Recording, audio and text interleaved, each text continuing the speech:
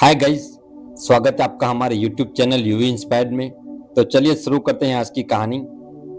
मनुष्य चाहे कितना भी प्रयास क्यों ना कर ले, कितना भी प्रयत्न क्यों ना कर ले, उसे अपने कर्मों का फल तो भोगना ही पड़ता है। चाहे मनुष्य कितना भी प्रयत्न कर ले, लेकिन वह कभी अपने कर्मों से नहीं बच सकता। जैसी करनी वैसी भरनी, यह वाक्य तो आपने सुना ही होगा। अर्थात जैसे आप कर्म करोगे वैसा ही आपको फल प्राप्त होगा।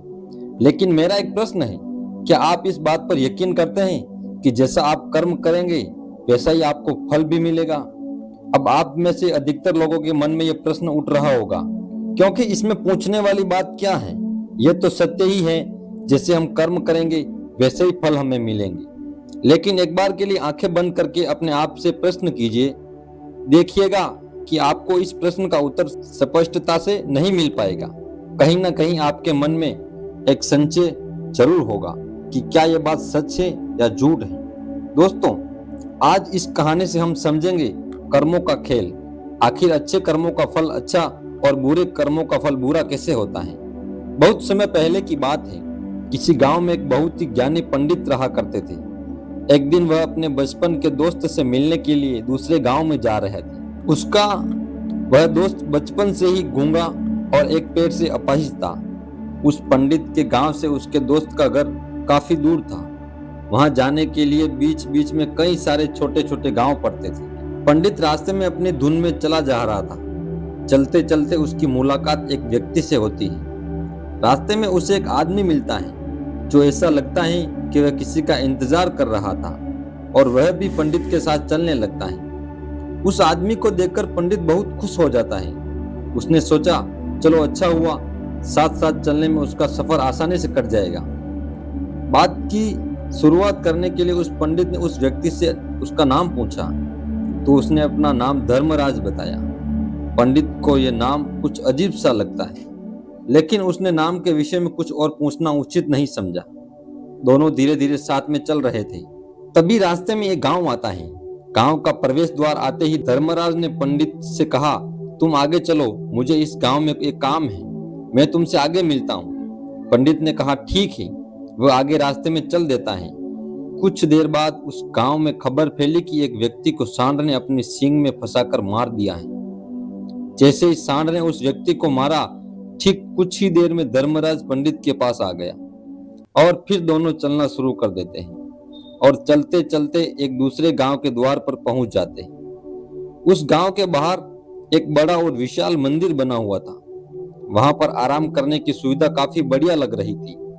पंडित के दोस्त का घर अभी वहां से बहुत दूर था और रात भी होने वाली थी।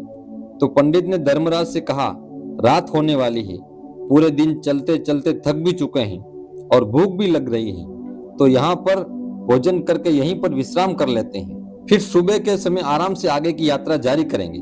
धर्मराज ने कहा, ठीक है, मुझे इस गांव में किसी को कुछ जरूरी सामान देने जाना है, तुम भोजन करके आराम करो, मैं बाद में आकर भोजन कर लूंगा।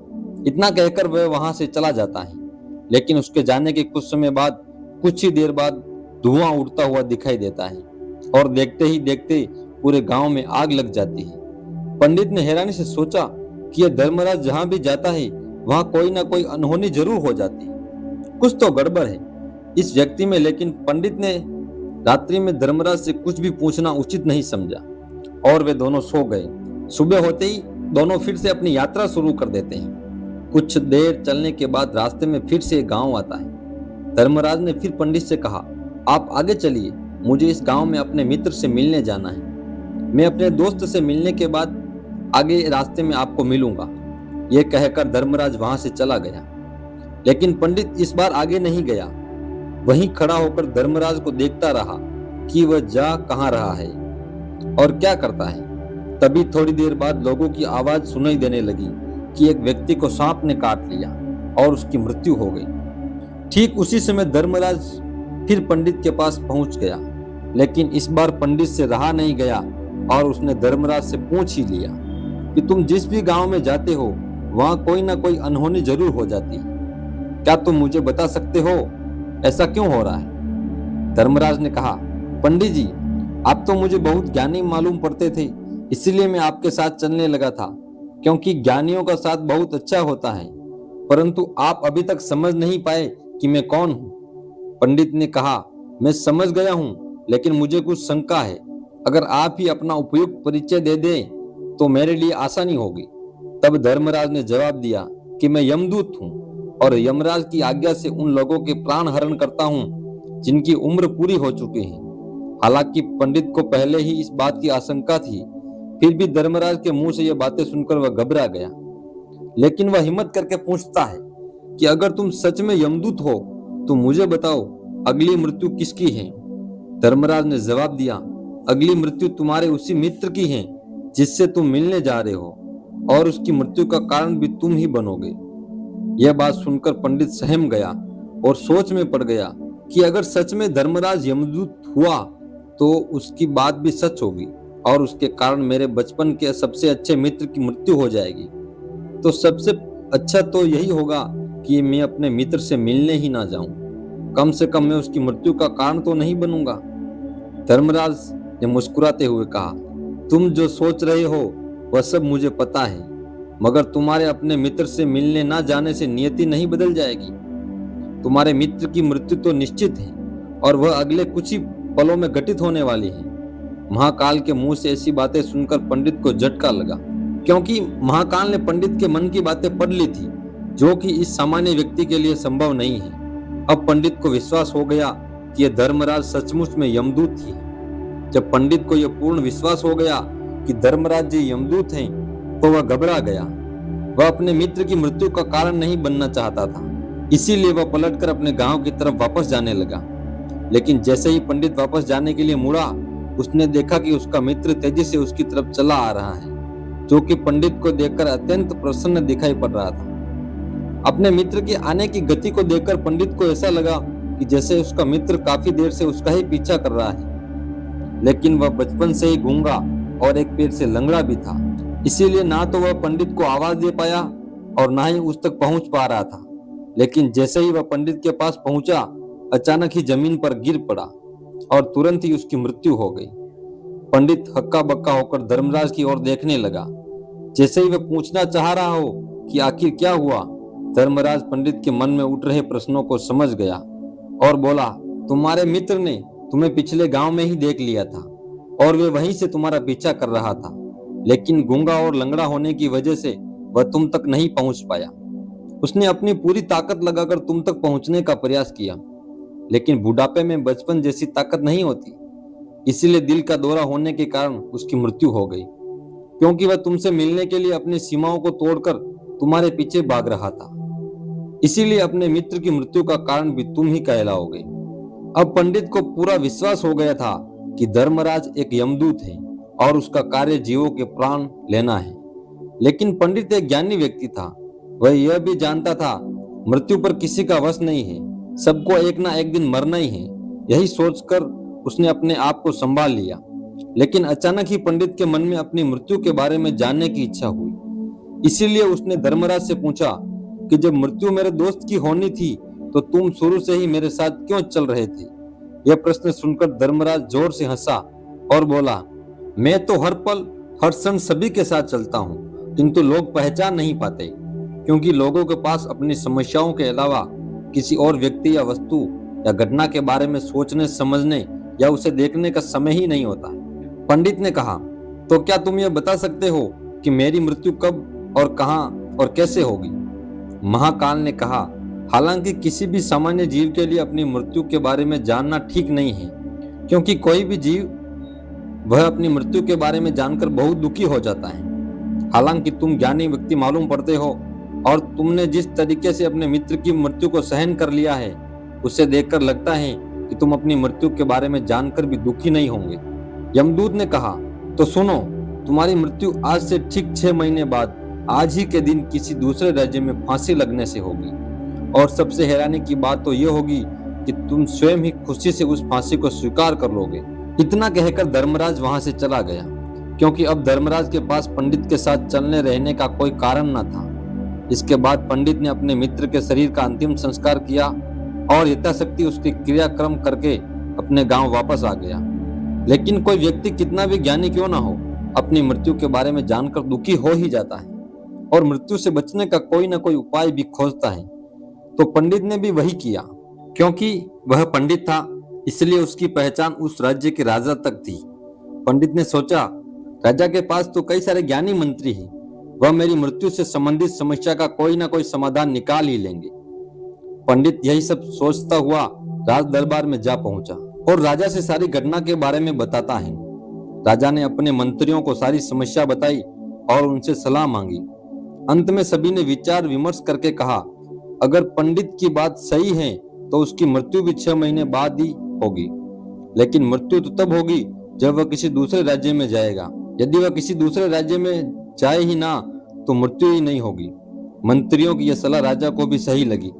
इसके बाद पंडित के रहने की सारी व्यवस्था महल में ही कर दी गई और राजा के आदेश के बिना उस पंडित से किसी को भी मिलने नहीं दिया जाता था। लेकिन पंडित कहीं भी आ जा सकता था ताकि पंडित को यह ना लगे कि वह राजा की कैद में है। परंतु पंडित डर के मारे स्वयं ही कहीं आता जाता नहीं था। धीरे धीरे महीने गुजरने लगे और पंडित की मृत्यु का समय नजदीक आने लगा और अंत में वह भी दिन आ गया जिस दिन पंडित की मृत्यु होनी थी। तो जिस दिन पंडित की मृत्यु होनी थी उसकी एक रात पहले पंडित डर के मारे जल्दी ही सो गया ताकि जल्दी से वह रात बीत जाए और अगला दिन आ जाए ताकि उसकी मृत्यु टल जाए। यही सोचकर वह जल्दी सो जाता है। लेकिन पंडित को नींद में चलने की बीमारी थी और अपनी इस बीमारी के बारे में वह स्वयं ही नहीं जानता था। तो फिर राजा मंत्री या किसी वैद्य को इसके बारे में बताने का कोई प्रश्न ही नहीं उठता। पंडित अपनी मृत्यु को लेकर बहुत चिंतित था। वह पिछले कई दिनों से ठीक से सो भी नहीं पा रहा था और नींद में चलने की बीमारी भी तभी होती है जब व्यक्ति ठीक से सो नहीं पाता है। उस रात भी पंडित को नींद में चलने का दौरा पड़ा। वह उठा और महल से निकलकर अस्तबल में गया। क्योंकि पंडित राजा का खास मेहमान था इसलिए किसी भी पहरेदार ने उसे नहीं रोका और ना ही किसी तरह की कोई पूछताछ की। अस्तबल में पहुंचकर वह सबसे तेज चलने वाले घोड़े की पीठ पर सवार होकर नींद में ही अपने राज्य की सीमा से बाहर दूसरे पड़ोसी राज्य में चला गया।